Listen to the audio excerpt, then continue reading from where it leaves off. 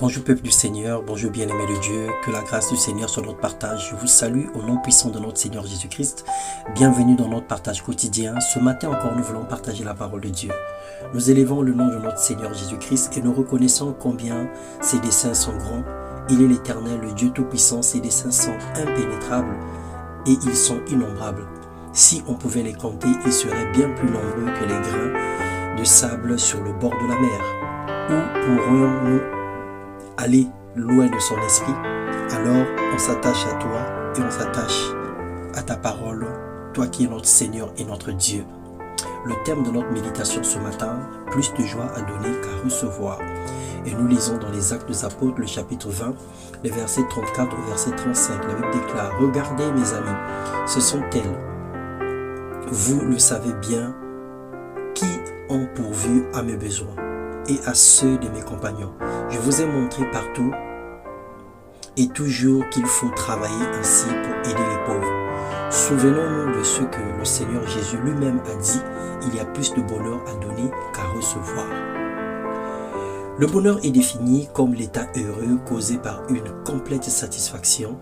C'est une forme de réussite que la personne ressent et se déclare comme étant dans le bonheur. Et le Seigneur avait promis que le bonheur et la grâce devraient nous accompagner tous les jours de notre vie et nous allons ainsi habiter dans la maison de l'Éternel jusqu'à la fin de nos jours.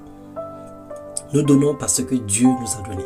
Si l'Éternel ne nous avait pas donné, en premier, nous n'aurions rien à lui donner en retour.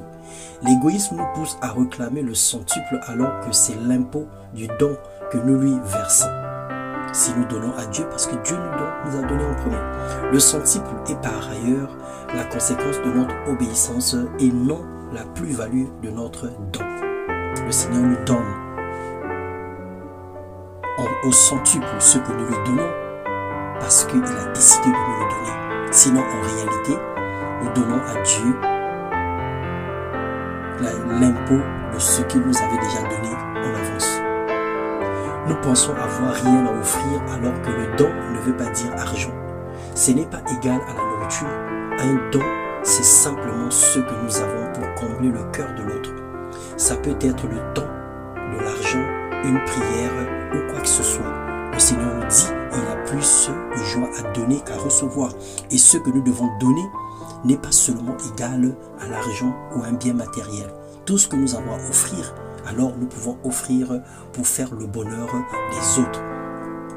Ce qui est sans utilité pour nous est important pour l'autre. On dit la poubelle de l'un est le trésor de l'autre. Ce que tu négliges, ce qui ne te sert pas, peut servir à quelqu'un d'autre. Décembre est réputé comme le mois de la solidarité. Et les indicateurs de la précarité sont visibles à cause de la détresse dans certaines familles. Partage ton pain avec celui qui a faim. Donne-en à un orphelin, pourvois aux besoins d'une veuve et secours un SDF. C'est peu de choses à nos yeux, mais c'est l'accomplissement de la parole du Seigneur.